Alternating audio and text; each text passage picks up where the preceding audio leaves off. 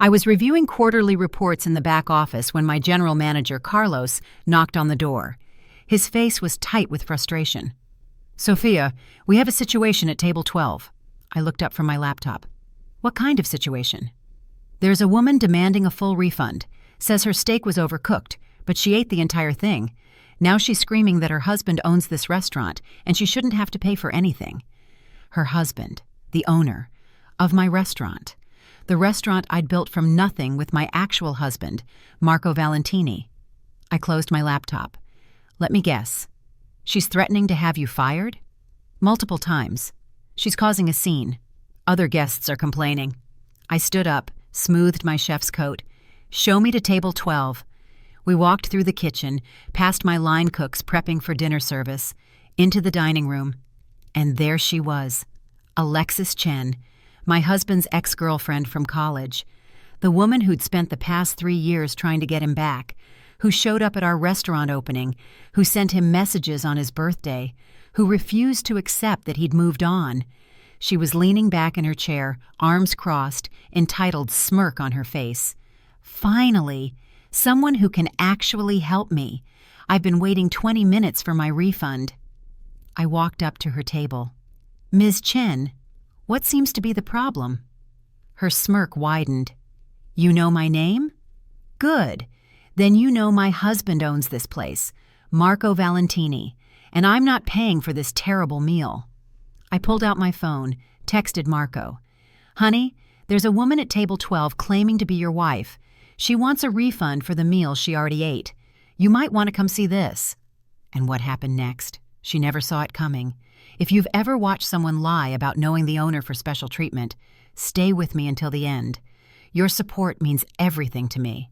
Hit that subscribe button and let me know in the comments. Have you ever caught someone in an outrageous lie? Let's talk about it. Now back to my story. Let me give you some context. My name is Sophia Valentini. I'm 31 years old, executive chef and co-owner of Valentini's, a high-end Italian restaurant in San Francisco. I met Marco 5 years ago at a culinary competition. I was a sous chef trying to make a name for myself. He was a sommelier with dreams of opening his own restaurant. We both placed in the top 3, started talking, realized we had the same vision. We spent 2 years planning, saving, finding investors, scouting locations. We opened Valentini's 3 years ago with everything we had, our savings, our dreams, our future. The restaurant succeeded beyond our expectations. Within a year, we had a Michelin star. Within 2 years, we were booked solid 3 months in advance. We'd built something special. Marco and I got married 2 years ago. Small ceremony, just close friends and family. We didn't make a big announcement, didn't post about it on social media. We were private people building a business. Our relationship was ours, which meant most people didn't know we were married, including Alexis Chen. Alexis was Marco's girlfriend in college, 10 years ago. They dated for 2 years, then broke up when Marco moved to Italy to study wine. According to Marco, it was amicable, mutual. They went their separate ways. But Alexis never moved on. When Marco came back to the U.S. and started making a name for himself in the wine world, she reappeared, started following him on social media, commenting on his posts, showing up at wine tastings where he was working. When we opened Valentini's, she came to the opening night, congratulated Marco, completely ignored me, asked if he was seeing anyone. He told her he was married. She laughed. "Sure you are. To your work, maybe." He showed her his wedding ring. "No, to Sophia, my wife and business partner."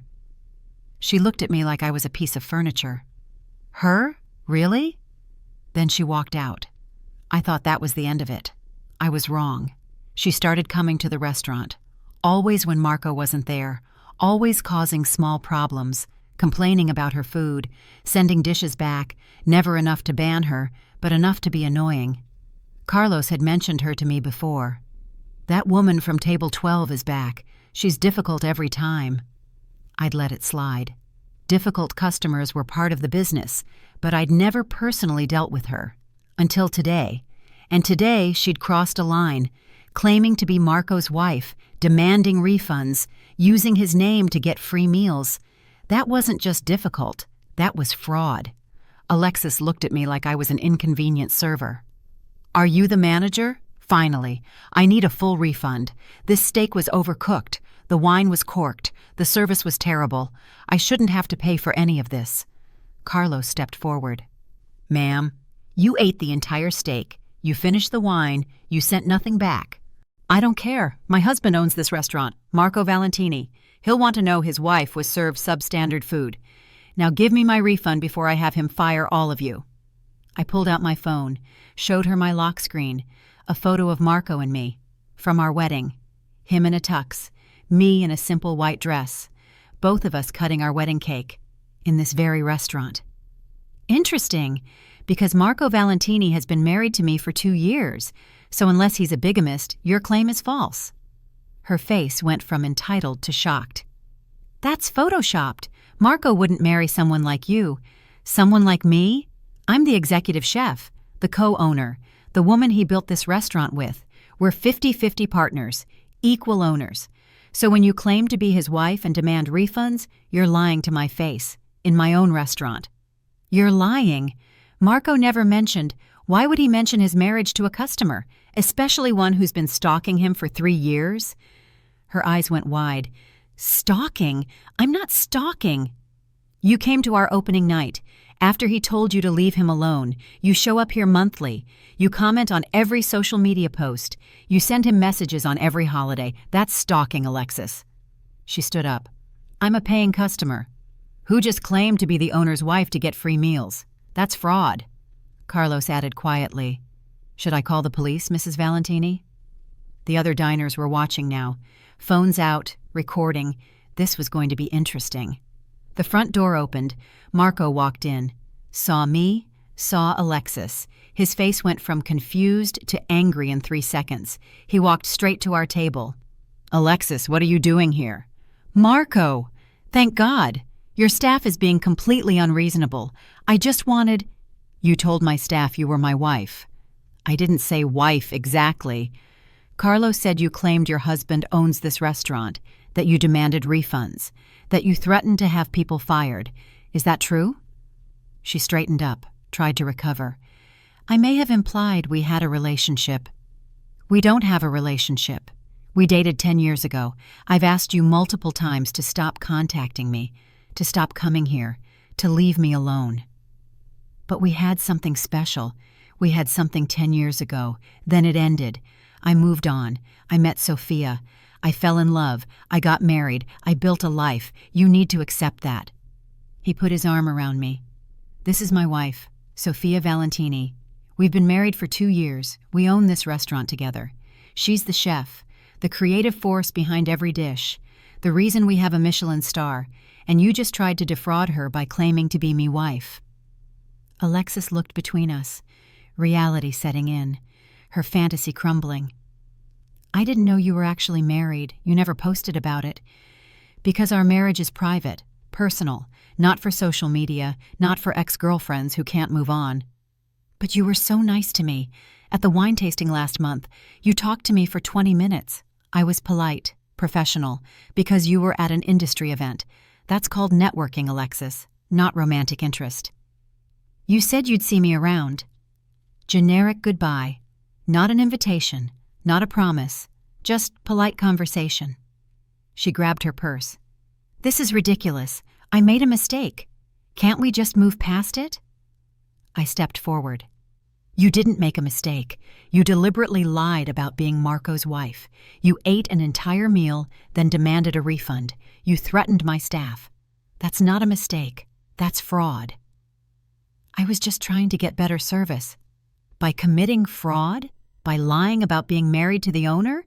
We have security footage of this entire interaction, audio of you claiming to be Marco's wife. We could press charges. Marco looked at Carlos. What did she order? Carlos checked his tablet. Filet mignon, medium rare, came out perfect. She ate every bite. A bottle of our 2015 Barolo. She finished it. Tiramisu for dessert. Also finished. Total bill is $287. And she claimed it was all terrible? Demanded a refund? Yes, sir. After she'd eaten everything. Marco turned to Alexis. You have two choices. 1, you pay your bill right now. You leave quietly. You never come back to this restaurant. You stop contacting me. You move on with your life. 2, we call the police. Press charges for fraud and attempted theft of services. It becomes public. Your employer finds out. Your friends find out. You get arrested. You choose. You wouldn't actually call the police. I pulled out my phone. Watch me. 911.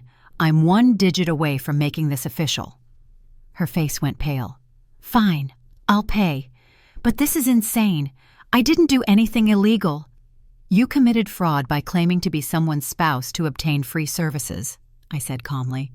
That's illegal in California. Penal Code 532. Look it up. She pulled out her credit card, slammed it on the table. Carlos processed the payment, added a 20% automatic gratuity for the trouble. She signed without looking. There. Happy? Can I leave now? One more thing, Marco said. You're banned. From this restaurant. From all future Valentini properties. From any event I'm associated with. If you show up, security will remove you. If you contact me again, I'm filing a restraining order. Are we clear? Crystal? And Alexis? Get help. Talk to someone, because this obsession isn't healthy. For you or anyone else. She grabbed her purse and stormed out. The automatic doors closed behind her. The dining room erupted in applause. A woman at table 8 called out, "That was amazing! Can we get a photo with you both?" Other diners joined in. Suddenly we were taking photos, shaking hands, accepting congratulations. One man said, "I've been coming here for 2 years. Never knew you two were married. You run this place like a machine. That woman didn't stand a chance." After the crowd settled, Carlos pulled me aside. "Mrs. Valentini, I'm sorry I didn't handle that better. I should have shut her down immediately." "You did fine. She was claiming to be the owner's wife. You called me. That's exactly what you should have done." "Should we have called the police?" "No. She paid. She left. She's banned. That's enough. Calling the police would have disrupted service for everyone else. This way we handled it, and our guests got a show." Marco came up behind me, wrapped his arms around my waist. "You were incredible. The way you handled that. The photo on your phone, the fraud statute. Perfect." "I've been dealing with difficult customers for 15 years. She wasn't even the worst one this month. Still, I'm sorry you had to deal with her, with my ex, with her delusions. Not your fault. You told her you were married. She chose not to believe it. That's on her." That evening, after service, Marco and I talked in the office. "How long has she been doing this?" he asked. "Coming here, causing problems." "Carlos says she's been coming monthly for about 6 months. Always orders expensive items. Always finds something to complain about. Never tips well." "Why didn't anyone tell me?" "Because we deal with difficult customers all the time. She wasn't special, just annoying. But today she crossed a line. Claiming to be your wife? That's different. I thought blocking her on social media would be enough. Thought she'd move on. Some people don't move on. They create fantasies. She convinced herself you two had a future, that your marriage to me wasn't real, that if she just tried hard enough, you'd see her again. That's delusional." "Yes, it is. Which is why I'm glad we documented everything. Security footage, audio, her credit card receipt. If she tries anything else, we have evidence." He pulled me close. "I love you. You know that, right?" "I know. I love you too. And for the record, you're the only wife I want, the only partner I need, in business and in life." I kissed him. Good answer. The next day, I got a call from an unknown number. Against my better judgment, I answered. "Is this Sophia Valentini?" "Yes, who's calling?" "This is Dr. Patricia Chen, Alexis's mother. I need to talk to you about yesterday." My stomach tightened. "Dr. Chen, with all respect, whatever Alexis told you, she told me she got caught lying about being married to Marco, that you threatened to call the police, that she's banned from your restaurant." "That's accurate. Did she also tell you she tried to defraud us? That she ate a $287 meal and demanded a full refund?" Silence. "No. She said there was a misunderstanding about her relationship with Marco." "There was no misunderstanding. She claimed to be his wife. Loudly, to multiple staff members, she demanded free meals. She threatened to have my employees fired, all while Marco and I have been married for 2 years. More silence. I had no idea. She told me Marco was single, that they'd been reconnecting. Marco hasn't spoken to her outside of polite industry interactions in 3 years. He's been with me for 5 years, married for 2. Alexis created a fantasy. I'm calling to apologize. I didn't know the full story. Alexis has struggled with obsessive behavior before. I thought she was doing better. I was wrong. I appreciate the apology, but the ban stands. And if Alexis contacts Marco or shows up here again, we're filing a restraining order. I understand, and I'll make sure she gets help. Real help. Thank you for not pressing charges. You would have been within your rights. I hope she gets the help she needs, Dr. Chen. Truly. After I hung up, Marco appeared in the doorway. Was that her mother? Yes, apologizing. Said Alexis has a history of obsessive behavior. She's going to get her help. Do you believe her? I don't know, but at least someone in her family is taking it seriously. 6 months passed. No sign of Alexis, no messages, no surprise visits. She'd actually stayed away. Marco and I decided to expand, open a second location in Oakland, more casual, wine bar concept, still high-end but approachable. At the new location's opening night, I saw her, standing across the street, watching, not coming in, just watching. I walked outside, crossed the street. Alexis, she turned, looked different, calmer, less desperate. Sophia, hi. What are you doing here? I saw the announcement about the new location. I wanted to see it, from a distance. I'm not trying to cause problems. Then why are you here? Closure, I guess. Seeing you two succeed, together. It makes it real, makes it final. It's been final for 5 years, since the day Marco and I met. I know, I just couldn't accept it. I kept thinking if I just tried harder, waited longer, he'd remember what we had. But what you had ended 10 years ago. You were kids. People change. I know that now. I'm in therapy. Have been for 6 months, working on attachment issues, obsessive behavior, learning to let go. I'm glad you're getting help. I'm sorry for everything, for lying, for the scene at your restaurant, for not respecting your marriage. I was wrong about all of it. I studied her face, trying to gauge sincerity. Are you expecting me to lift the ban? No, I earned that. I just wanted you to know I'm sorry, and I'm working on being better. Okay, I accept your apology, but the ban stays, and you need to stay away from Marco, permanently. I will. I am. I deleted his number, unfollowed everything, cut all ties. He's your husband, your partner. I have no place in his life. Good. Keep doing the work. Move on. Find your own happiness, not someone else's. She nodded, turned to leave, then stopped. For what it's worth, you two built something amazing. Both restaurants, your marriage, your life. Marco's lucky to have you. I'm lucky to have him too. She walked away, disappeared into the crowd. I never saw her again. Back inside, Marco found me. Everything okay? I saw you talking to someone. Alexis. She was watching from across the street. His face went dark. Should I call? No. She apologized, said she's in therapy. Moving on. I think she meant it. You sure? As sure as I can be. But I'll keep an eye out, just in case. He pulled me close. You're incredible, handling that, giving her a chance to apologize. I didn't do it for her. I did it for us, for closure, so we can move forward without looking over our shoulders. Smart. That's why you're the brains of this operation. I thought I was the chef and you were the wine guy. You're both. I'm just the lucky guy who gets to work with you every day. 1 year after the incident, Valentini's earned its 2nd Michelin star. Our Oakland location was thriving. We'd built an empire, together. At the Michelin ceremony, they called our names. Valentini's, Executive Chef Sofia Valentini and Sommelier Marco Valentini, 2 stars for exceptional cuisine and impeccable service. We walked on stage, accepted the award, the crowd applauded.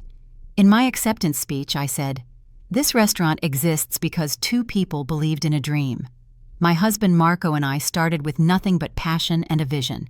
We built this together, equal partners, in business and in life, every dish, every wine pairing, every detail. This star isn't mine or his, it's ours." Marco added, "And to anyone who's ever doubted us, underestimated us, or tried to come between us, thank you. You made us stronger. You proved that when 2 people truly commit to each other and their dreams, nothing can stop them."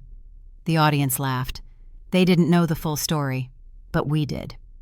After the ceremony, we went home, to our apartment above the original restaurant, the place where we dreamed, planned, built our future. "Remember table 12?" Marco asked, "the day Alexis claimed to be my wife?" "How could I forget? I texted you, honey, your wife wants her money back." He laughed. "Best text I've ever received. The way you handled that. Calm, professional, devastating." She underestimated me, thought I was just staff, didn't realize I owned the place. Her loss, my gain. Our gain. We built this together. He pulled out a small box. "Speaking of together, I got you something." I opened it.